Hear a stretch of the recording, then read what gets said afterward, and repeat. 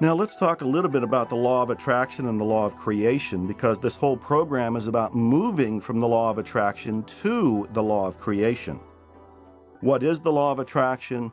It is the law that everything you have coming into your life is there because of your thoughts and feelings and beliefs. That's it, period. You look around, if you like something, you don't like something that's in your life, you have to look within and say, the law of attraction brought it to me. I don't know how, but if the law of attraction is a law, and it is, then what you have in your life is what you attracted on some level within you. That's the essence of the law of attraction. But what's the problem with the law of attraction? The problem with it is that most people don't understand the depth of it. In fact, they become very critical of The Secret or any of the teachers of the law of attraction because they say, I saw the movie, I read the book, I practiced the law of attraction, and I didn't get what I want. It doesn't work. Well, it does work. And what you have to understand is the deeper aspects to the law of attraction.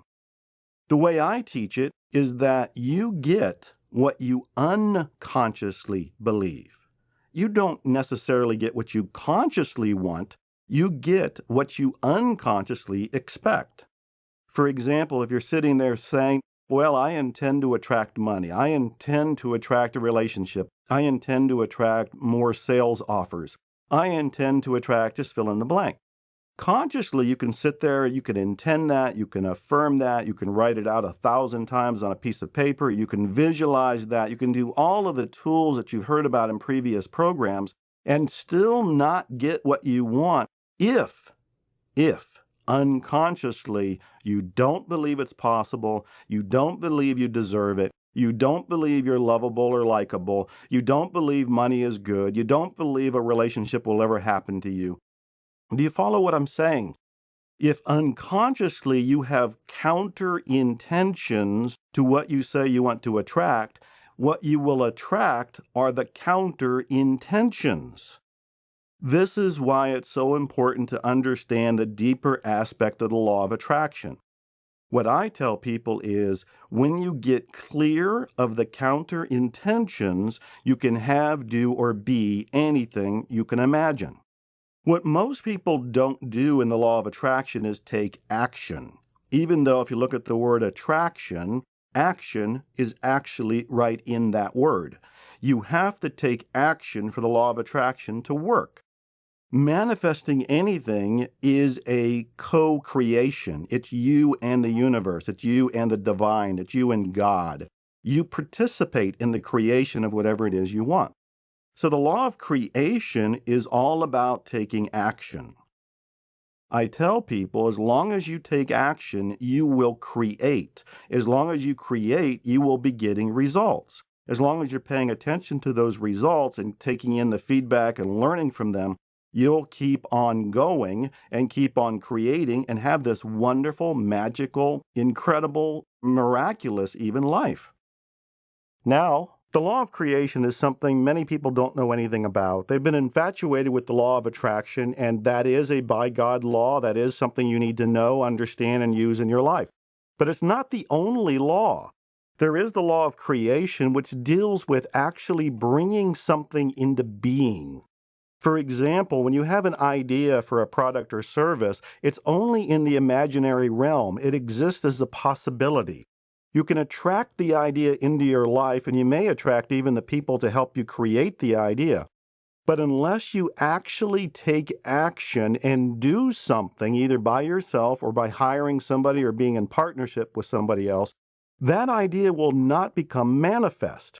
Or if it does, it'll be by somebody else who actually took action on this. Now, there are so many examples of this. People who have made businesses during the Great Depression, during all the recessions we've gone through. You can probably even think of examples of your own where somebody got a wild idea and then went ahead and acted on it despite all the odds. But because they were engaging the law of creation, the universe, if you will, the divine or God, got on their side to help bring it into being. So the law of attraction in and of itself is not enough. And this is why some people who are critical about the law of attraction or skeptical about it don't understand the fuller depth of it. The first angle that they need to understand is that you're getting what you think unconsciously. And we talked about that earlier, and we're going to be clearing up the unconscious limiting beliefs later in the processes I take you through. But the other law that goes with this is the law of creation. And what that means is you must take some sort of action in order to bring into being this concept, this energy, this idea, this feeling that has come to you as a gift. One of my favorite stories is the young woman from Florida who got the idea for a particular purse. And she went around trying to find somebody to make the prototype. She had the prototype made, and then she needed to find a manufacturer to make a bunch of them. She went online, she did her Google research, and she found out that the companies that did it for the least amount of money were in China. This woman, now stop and think, what would you be doing at this point? She doesn't speak Chinese, she's a single woman, she doesn't have that much money. She's managed to put her investment into making the one prototype, and the company she needs to talk to is in China. What would you do? This woman got on a plane, flew to China, got off the plane, went to a hotel, checked in, and then went to the front desk and said, I'm looking for these companies. Can you take me to them? She then went to the companies and made cold calls to them. They didn't know she was coming. She did not speak Chinese. So there was a lot of learning curves and challenges going on.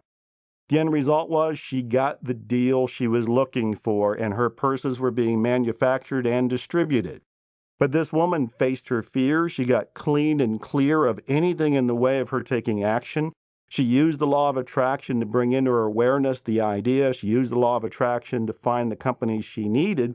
But she also used the law of creation to take action, including getting on a plane and flying overseas completely into a different world. And she accomplished her goals. This is a mild, minor example of what's possible for you. You don't have to get on a plane and fly to China. You don't have to do anything death-defying. To help you understand what paradigm you're in right now, let's talk about the scarcity paradigm. For example, do you ever have thoughts that you don't have enough money? Do you ever have thoughts that you don't have enough time? Do you ever have thoughts that you can't get what you want? Do you ever have thoughts that because of your parents, your family, your friends, the government, religion, anybody else, your life could be different? Have you ever had thoughts that there just plain isn't enough to go around, let alone for you to have what you want? Have you ever had thoughts that you personally can't have what you want for some reason? You're broken in some way. All of these thoughts are a self-talk that comes from a scarcity mindset. In other words, you were programmed to believe this. Most of us were programmed to believe this. In that very first stage of awakening called victimhood, we are brought into the world with some programming already in us from the scientific term epigenetics and because of the DNA. But very quickly, we're downloaded information. We're downloaded from our parents, our neighbors, our school system, the government, religion, media, and the list goes on and on. All of this is programming us. When I was homeless in Dallas, I felt like it was me against the universe. There was nobody on my side. There was no money. There was no car. There was no house. There was no income. There was no job. There seemed to be no hope. That's a scarcity mindset. Now, if you're still in the scarcity mindset and you feel like there's not enough money or time or this isn't going to work for you, just realize those are thoughts. Those are not facts. Now, this is really important.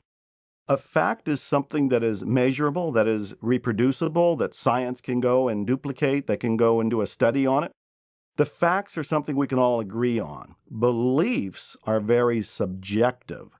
Beliefs are just thoughts that you've chosen to keep. Not enough money? Obviously, there's more than enough money. There's trillions of dollars circulating in the world at any one time. You can't get what you want? Maybe you haven't gotten what you've wanted so far, but as you move into the abundance paradigm and you learn more about the law of attraction and the law of creation, you will get all that you want and more. That's the spirit. That's the living at the level of magic and miracles. So the scarcity mindset, if you're there right now, wonderful. Wake up from it, realize it's temporary. That's what you've had to wear in your life in the past. We're going to give you a new suit. We're going to give you a new paradigm. Since we've been talking about a scarcity mindset, let me make this very, very clear to you. Let me help you understand how your mind is working right now. For example, pause and predict your next thought. Predict your next thought.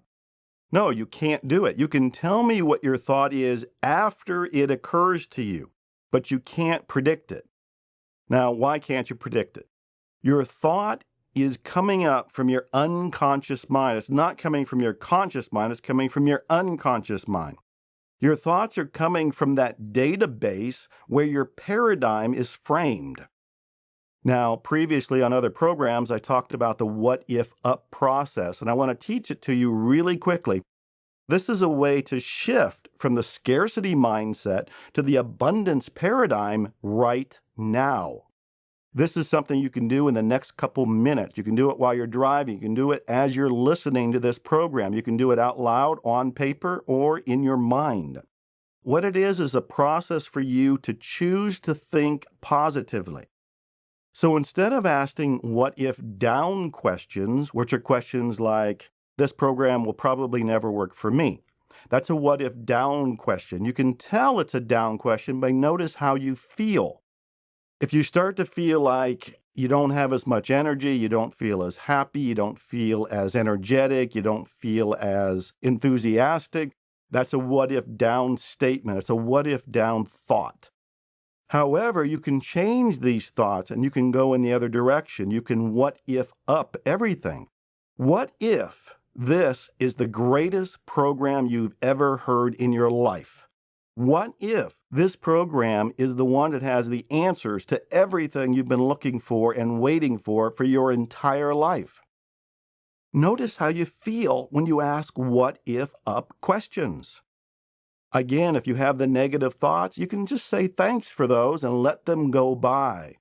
Those thoughts are going to come and go, but you don't have to pay any attention to them. The process you can do for yourself in this moment, for the rest of today, for the rest of your life, is to do the what if up thinking. It's sometimes called up spiral thinking. But obviously, instead of thinking down, instead of thinking negative, you turn it around and you think positive and you ask yourself, what would be better? What would be wonderful? What would be abundant? What would be great? What would be magical? What would be miraculous? And get into that mindset. Okay, let's talk about making this very practical for you, because I'm enough of an entrepreneur to know that you want to take this material to the bank. You want to make it real in your own life. And since the law of creation is all about taking action, let's take some action right now. So what I'd like you to do is the next idea that comes to you, an idea for a product, for a service, for a business, to make a phone call, to make a cold call, whatever that happens to be. You get ideas all the time, but most of us don't act on them. So the first thing I want you to be aware of is when an idea comes to you, what do you do with it? Most people, when they get an idea, talk themselves out of it. They say they don't have the time, they don't have the money, they're not the right person, they don't have the education, they don't have the experience, and on we go. Now, there's a couple reasons why I act on ideas almost instantly, and these are reasons that you want to take to heart. The first is, have you ever noticed that when an idea comes to you, there's a great deal of passion and excitement? Aren't you really thrilled with the idea? Don't you really have that wonderful feeling that says, this could be big, this could be a moneymaker, this could be fun to do, this could be a joy to bring to the world? Well, that energy that comes with the idea is available for you to use to manifest and attract the idea, but only if you act right then and there. In other words, when the idea comes to you, there's a rush of energy, and if you could imagine you're running a marathon, that rush of energy just gets behind you, gets in you, and helps you make the distance.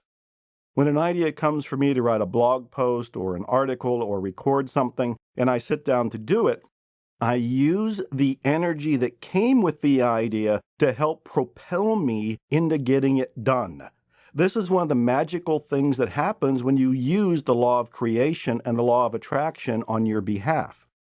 Now, the other idea that comes to you, or the other benefit that comes from acting on your ideas, is the whole belief that the universe or God or the divine is giving an idea to you as a gift. You didn't ask for it.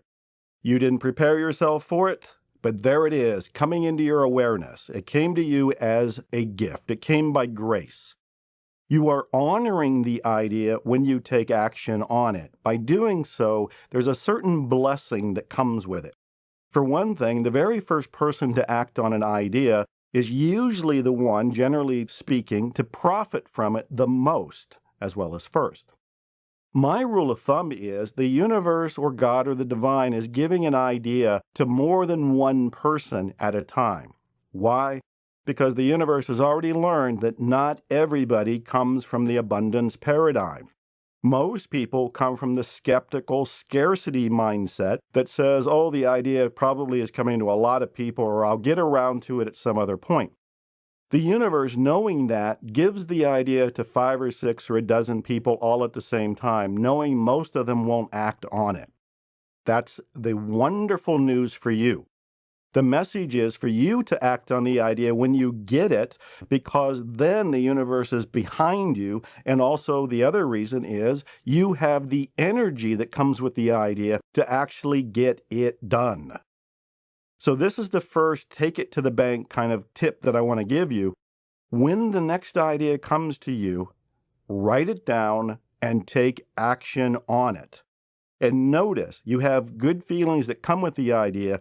Use those good feelings to help you manifest the idea. Also, believe that the idea has come to you as a gift and honor it. The other little secret thing I can tell you is the more you act on and honor ideas, the more ideas you will get. When the ideas come, I take action. I am giving thanks for them. The universe acknowledges me by giving me more ideas. I then take more action on those ideas, and before you know it, I have an entire career and product line. Now again, this isn't so much about creating product. This is about you living a different kind of life. You can be enlightened and or awakened right now if you could be here right now. But we aren't. You aren't. Most of us aren't. We have worries, we have limiting beliefs, we have negativity, we have memories, we have programming, we have past and present and future thoughts, all of which keep us from this moment. However, when you get clear of all of that, when you detach yourself from those thoughts, from those limitations, when you clear up all of the data, when you cleanse yourself of all of the programming, then you are free to be here now. When you are in this moment, all is well. When you are in this moment, you see magic and miracles everywhere you turn. When you are in this moment, the law of attraction and the law of creation happen naturally. You no longer think about it. You breathe it.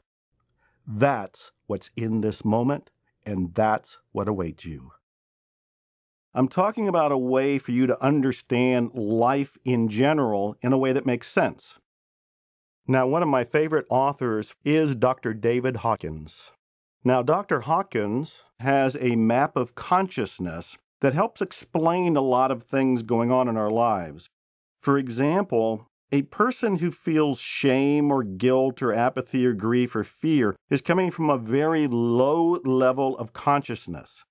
So these stages of enlightenment, peace, joy, love, reason, acceptance, all of these are of a much higher level of consciousness.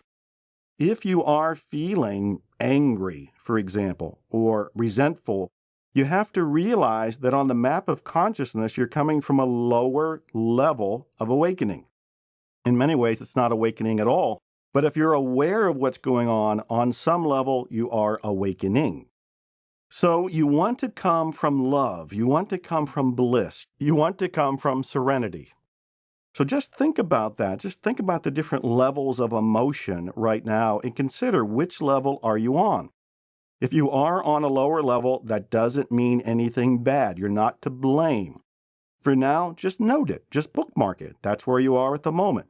But as you love it, as you forgive it, you will go up the map of consciousness. You will go up in levels. You will go through the stages of awakening, and you'll move in the direction of this paradigm shift. Now, also, let me give you another thought.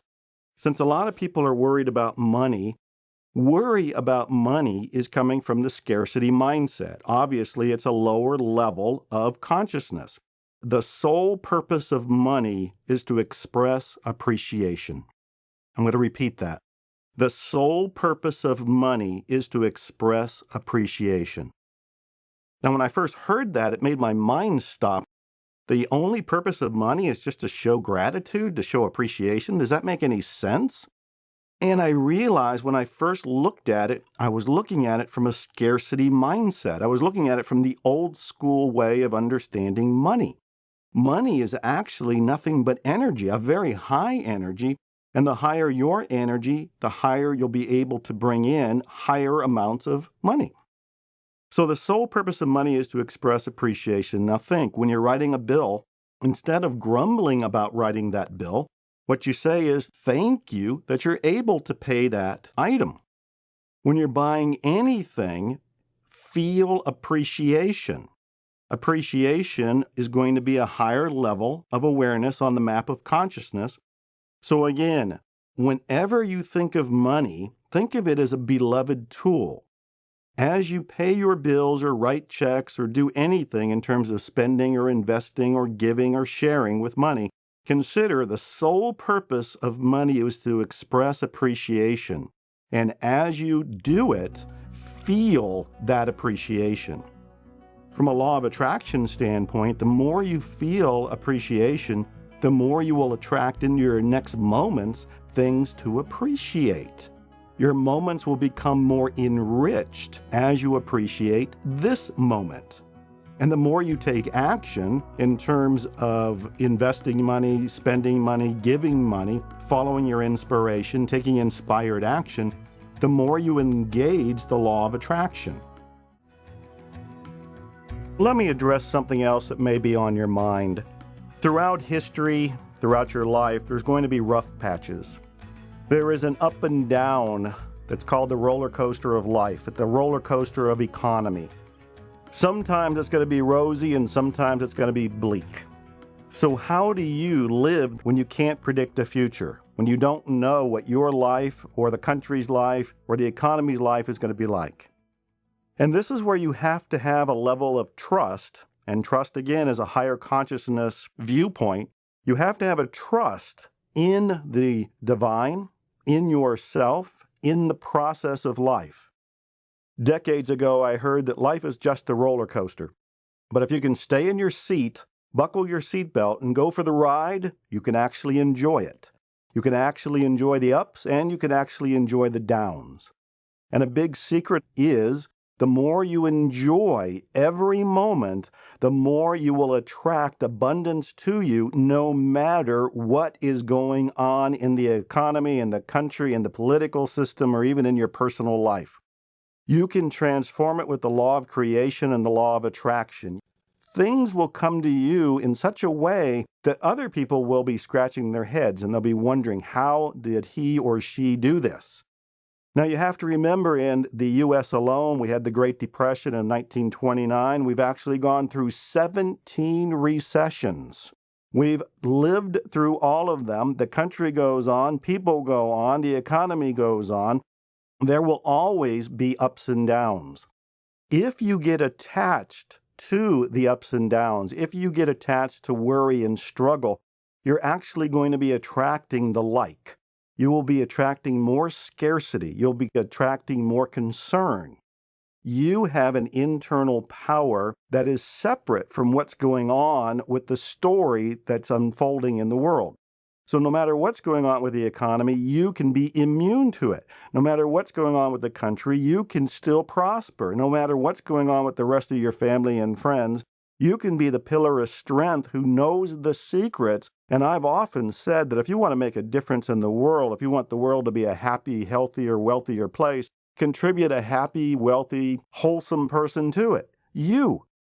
Focus on yourself, and then you can attract the riches that you can then use to help your family, friends, your community, the country, whatever you want to do with it. Now, when the rest of the world might be worried about money and other people are worried about their jobs, I know how to attract money. Again, learn the law of attraction as I'm teaching it here. Learn the law of creation as I'm teaching it here. And you can be the person who is withstanding everything else going on around them. You can be free.